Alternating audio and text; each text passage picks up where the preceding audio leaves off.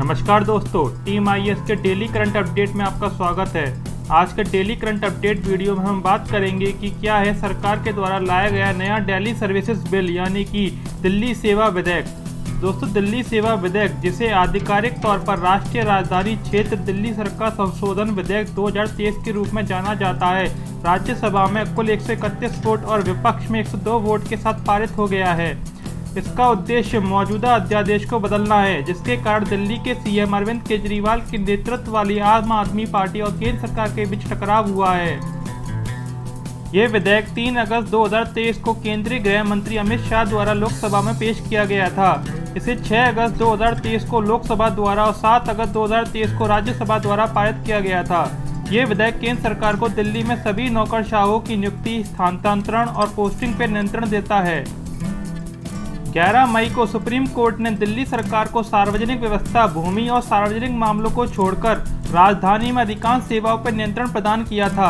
हालांकि 19 मई को केंद्र सरकार ने एक अध्यादेश पेश किया, जिसने दिल्ली सरकार को पोस्टिंग के हस्तांतरण, सतर्कता और अन्य मुद्दों से संबंधित मामलों की सिफारिश दिल्ली उपराज्यपाल को करने की अनुमति दी। दिल्ली में कानून व्यवस्था और नौकरशाही को नियंत्रित करने के प्रयास के लिए आप सरकार ने केंद्र सरकार के अध्यादेश की आलोचना की है। दिल्ली सेवा विधेयक को अध्यादेश को कानून में बदलाव के लिए पेश किया गया था, जो केंद्र सरकार द्वारा नियुक्त नौकरशाहों को दिल्ली सरकार में निर्वाचित सीएम और वरिष्ठ अधिकारियों के पद से हटाने के लिए शक्ति प्रदान करता है। चलिए अब दिल्ली सेवा विधेयक की विशेषताएं की बात करते हैं। दोस्तों, दिल्ली सेवा विधेयक दिल्ली में अधिकारियों की जांच और निलंबन को केंद्र सरकार के नियंत्रण में रखता है। राष्ट्रीय राजधानी सिविल सेवा प्राधिकरण की सिफारिशों और दिल्ली विधानसभा से संबंधित निर्णय सहित विभिन्न मामलों पर उपराज्यपाल के पास पूर्ण विवेकाधिकार होगा। राष्ट्रीय राजधानी सिविल सेवा प्राधिकरण में दिल्ली के मुख्य सचिव, दिल्ली के प्रधान गृह सचिव और दिल्ली के मुख्यमंत्री शामिल होंगे। इसके अलावा ये विधेयक दिल्ली सरकार में सभी नौकरशाहों की नियुक्ति, स्थानांतरण और पोस्टिंग पर केंद्र सरकार को नियंत्रण देता है। ये विधेयक केंद्र सरकार को दिल्ली सरकार में नए पद बनाने और मौजूदा पदों को खत्म करने की शक्ति भी देता है। विधेयक में दिल्ली सरकार में नौकरशाहों की नियुक्ति के लिए एक संयुक्त चयन समिति JSC गठित करने का प्रावधान है।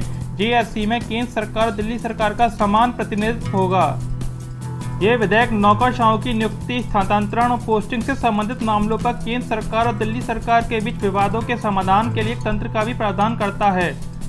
भारत सरकार ने दिल्ली सेवा विधेयक 2023 का बचाव करते हुए कहा है कि दिल्ली के प्रशासन में सुचारू कामकाज को सुनिश्चित करने के लिए आवश्यक है। सरकार ने अभी ये कहा है कि ये विधेयक दिल्ली सरकार से कोई शक्तियां नहीं छीनता है, बल्कि केवल मौजूदा व्यवस्थाओं को स्पष्ट करता है।